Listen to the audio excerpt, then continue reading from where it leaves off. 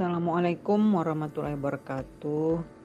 Puji syukur senantiasa kita haturkan kehadirat Yang Maha Kuasa atas rahmat serta karunia-Nya, sehingga video berikut ini yang berkaitan dengan materi strategi kemudian balance scorecard dapat dihasilkan.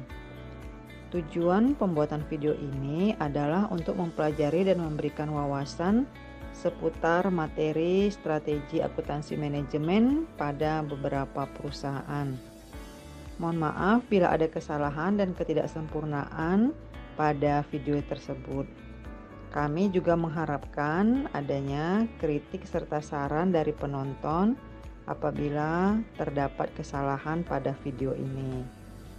Baiklah, mari bersama-sama kita saksikan video tentang materi yang berkaitan dengan mata kuliah analisis biaya ini. Terima kasih.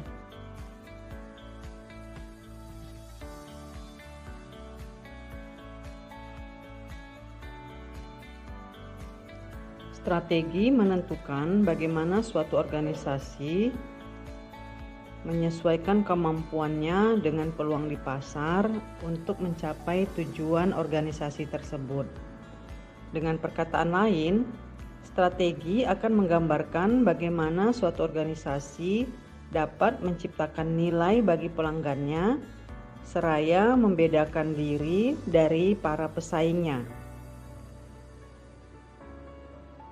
Pada perumusan strateginya, sebuah organisasi harus benar-benar memahami industri mereka.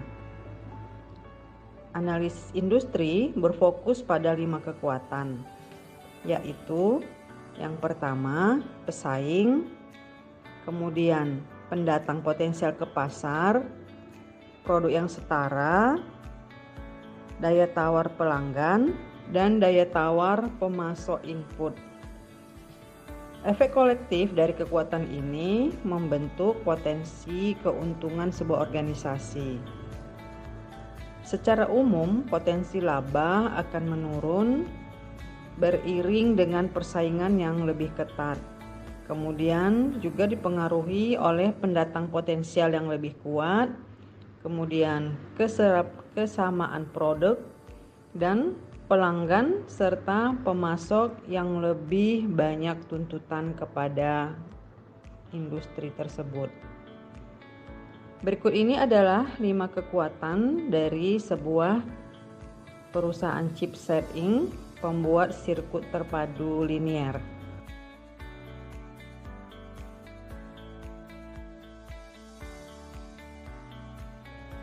Yang pertama, pesaing. Model CX1 menghadapi persaingan ketat sehubungan dengan harga, pengiriman yang tepat waktu, dan kualitas. Perusahaan dalam industri memiliki biaya tetap yang tinggi dan tekanan yang terus-menerus untuk menurunkan harga jual dan pemanfaatan kapasitas secara penuh. Pengurangan harga akan memacu pertumbuhan karena ini adalah sebagai opsi hemat biaya pada aplikasi baru seperti halnya saluran pelanggan digital.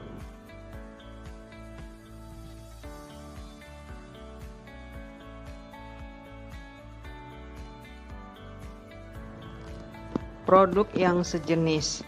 Chipset menyesuaikan CX1 dengan kebutuhan pelanggan dan menurunkan harga dengan terus meningkatkan desain dan proses CX1 untuk mengurangi biaya produksi. Ini akan mengurangi resiko produk yang setara atau teknologi baru akan menggantikan CX1.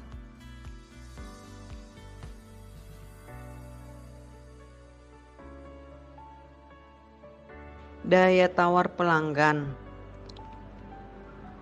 Sebagian pelanggan akan bernegosiasi secara agresif dengan sebuah perusahaan dan pesaingnya untuk menekan harga, karena mereka membeli produk dalam jumlah yang besar.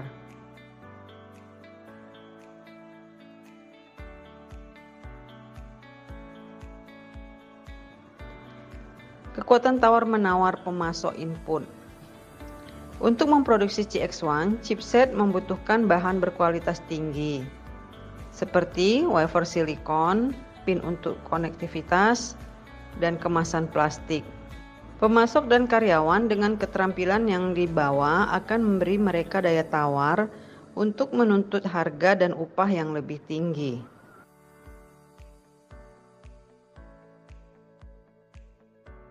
Diferensiasi produk adalah kemampuan organisasi untuk menawarkan produk atau jasa yang dianggap unggul dan unik oleh pelanggan bila dibandingkan dengan produk atau jasa pesaingnya.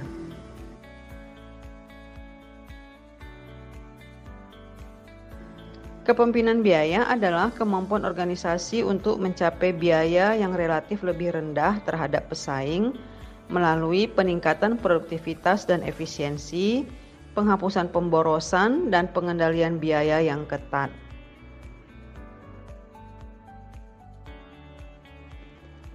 Balance Scorecard merupakan misi dan strategi suatu organisasi yang menyediakan kerangka kerja untuk mengimplementasikan strateginya. Balance Scorecard tidak hanya berfokus pada pencapaian tujuan keuangan jangka pendek, tetapi juga menyoroti tujuan non-finansial yang harus dicapai organisasi untuk memenuhi dan mempertahankan tujuan finansialnya. Balance Scorecard mengukur kinerja organisasi dari 4 perspektif, yaitu yang pertama, perspektif keuangan, yaitu keuntungan dan nilai yang diciptakan untuk pemegang saham. Yang kedua, pelanggan, yaitu keberhasilan perusahaan dalam sasaran pasar mereka. Yang ketiga, proses bisnis internal, yaitu operasi internal yang menciptakan nilai bagi pelanggan. Dan yang keempat, pembelajaran dan pertumbuhan. Mengapa alat ini disebut sebagai Balance Scorecard? Karena menyeimbangkan penggunaan ukuran kinerja keuangan dan non-keuangan untuk mengevaluasi kinerja jangka pendek dan jangka panjang dalam sebuah laporan. Balance Scorecard mengurangi penekanan manajer pada kinerja keuangan jangka pendek seperti pendapatan kuartal, kualitas produk, dan kepuasan pelanggan. Keuntungan finansial dari perubahan jangka panjang ini mungkin tidak segera muncul dalam pendapatan jangka pendek. Namun, peningkatan yang kuat dalam ukuran non-keuangan biasanya menunjukkan penciptaan nilai ekonomi masa depan.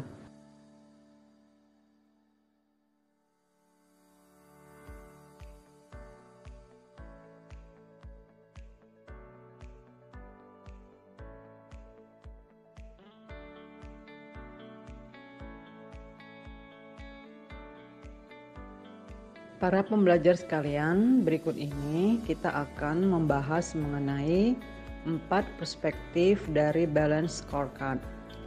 Yang pertama itu perspektif keuangan. Perspektif ini mengevaluasi strategi profitabilitas dan penciptaan nilai pemegang saham. Karena inisiatif strategi utama chipset adalah pengurangan biaya terhadap biaya pesaing dan pertumbuhan penjualan, maka perspektif keuangan berfokus pada berapa banyak hasil pendapatan operasional dari pengurangan biaya dan penjualan yang lebih banyak.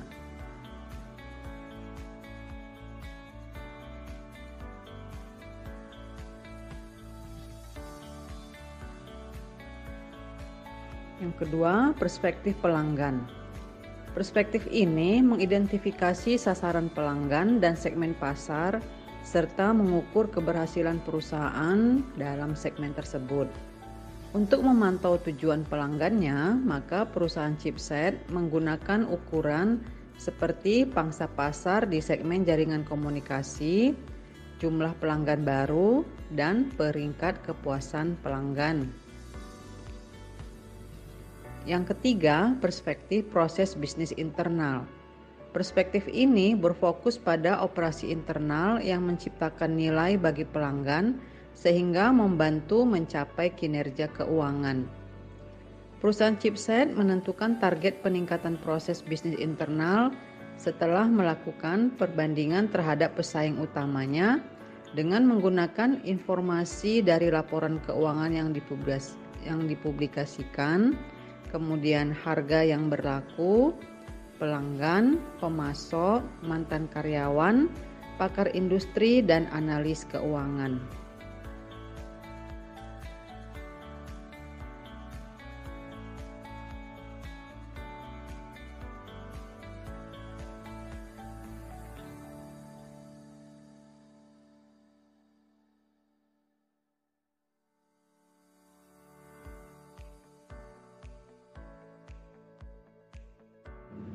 Perspektif proses bisnis internal terdiri dari 3 subproses, yakni yang pertama proses inovasi.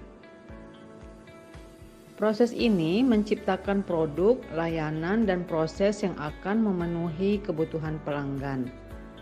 Ini adalah merupakan sebuah proses yang sangat penting bagi perusahaan yang memiliki strategi diferensiasi produk dan harus terus merancang dan mengembangkan produk baru yang inovatif agar dapat tetap kompetitif di pasar.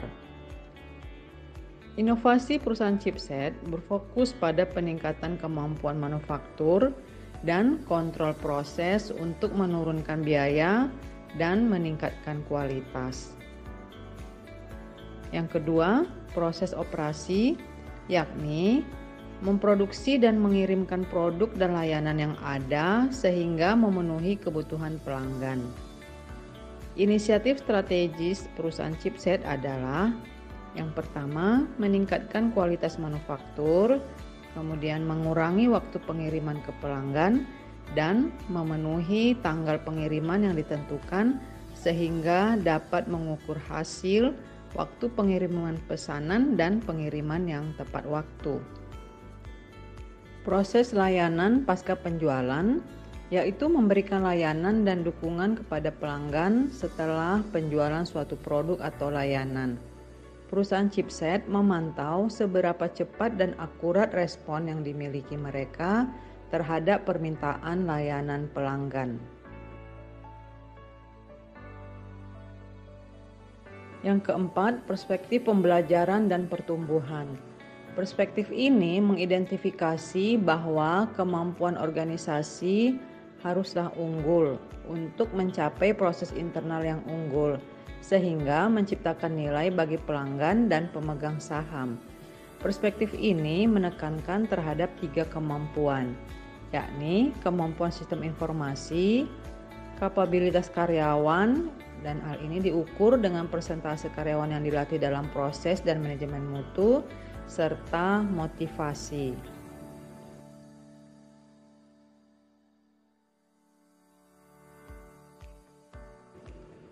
Hal-hal yang harus dihindari dalam menerapkan balance scorecard adalah sebagai berikut.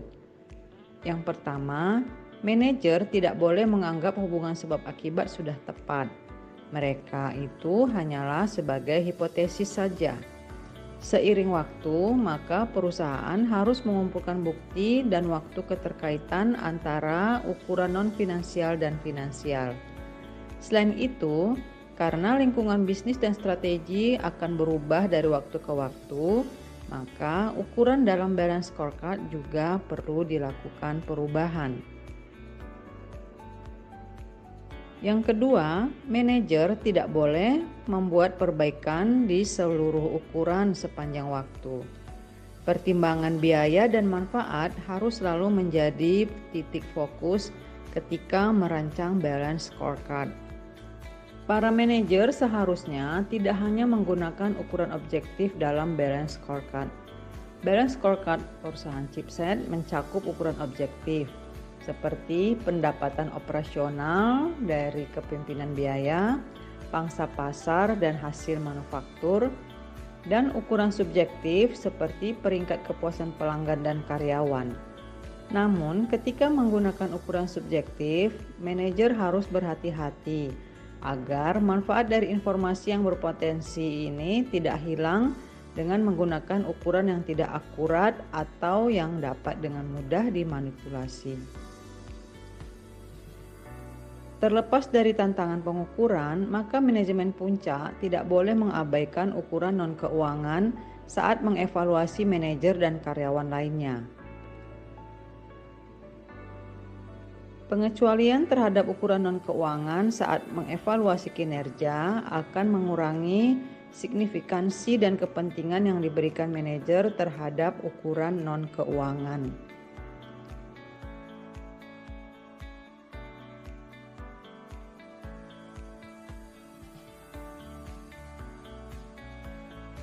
Para pembelajar, selanjutnya berikut ini adalah fitur-fitur yang dimiliki oleh Balance Scorecard. Antara lain, 1. Balance Scorecard menjelaskan tentang strategi perusahaan, urutan hubungan sebab akibat antara berbagai perspektif yang menyelaraskan implementasi strategi. Di perusahaan nirlaba, setiap ukuran pada Balance Scorecard adalah bagian dari rantai sebab akibat yang mengarah ke hasil keuangan. Organisasi nirlaba merancang rantai sebab akibat untuk mencapai tujuan layanan strategis mereka. Sebagai contoh, jumlah orang yang tidak lagi miskin atau jumlah anak yang masih bersekolah.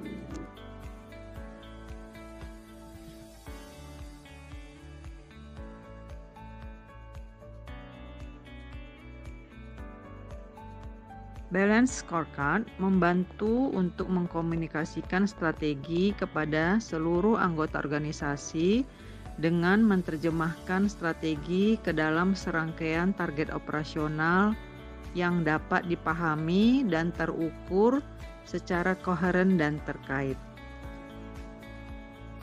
Dipandu oleh scorecard, maka manajer dan karyawan dapat mengambil tindakan dan membuat keputusan untuk mencapai strategi perusahaan.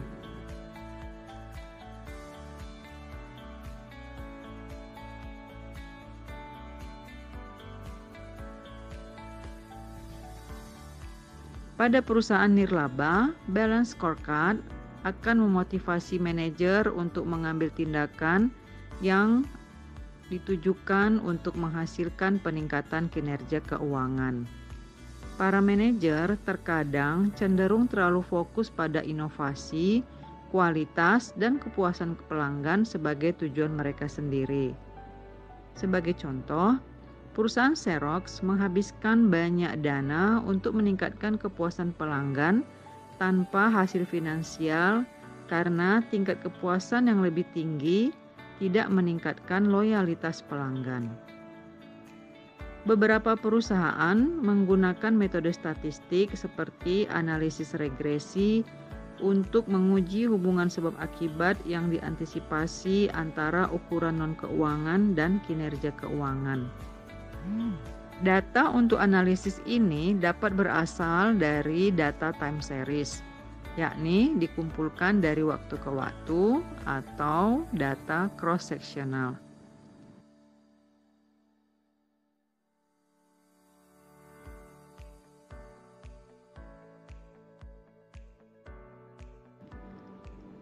Balance Scorecard membatasi jumlah pengukuran dan hanya mengidentifikasi hal yang paling kritis. Melalui pembatasan jumlah ukuran akan membuat perhatian manajer fokus pada hal-hal yang paling mempengaruhi implementasi strategi. Menggunakan terlalu banyak ukuran akan menyulitkan manajer untuk memproses informasi yang relevan.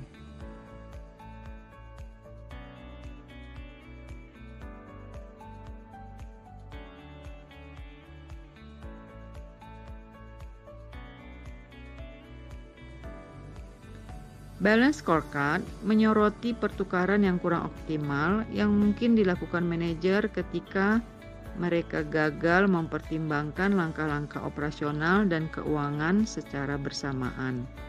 Sebagai contoh, sebuah perusahaan yang strateginya adalah inovasi dan diferensiasi produk dapat mencapai kinerja keuangan jangka pendek yang unggul dengan mengurangi pengeluaran untuk research and development.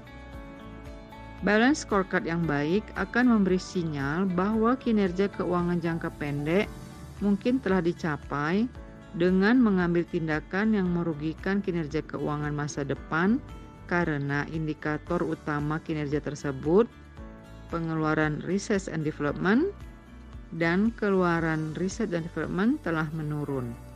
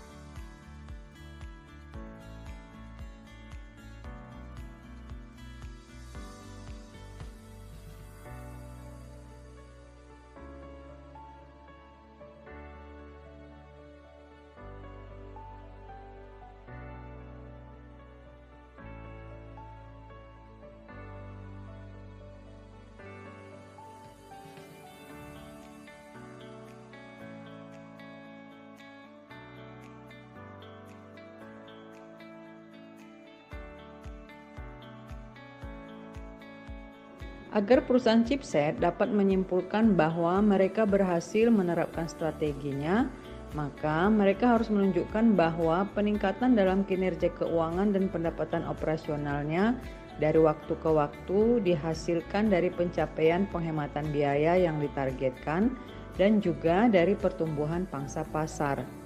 Karena strateginya telah berhasil, maka manajemen chipset dapat lebih yakin bahwa keuntungan tersebut akan dipertahankan di tahun-tahun berikutnya.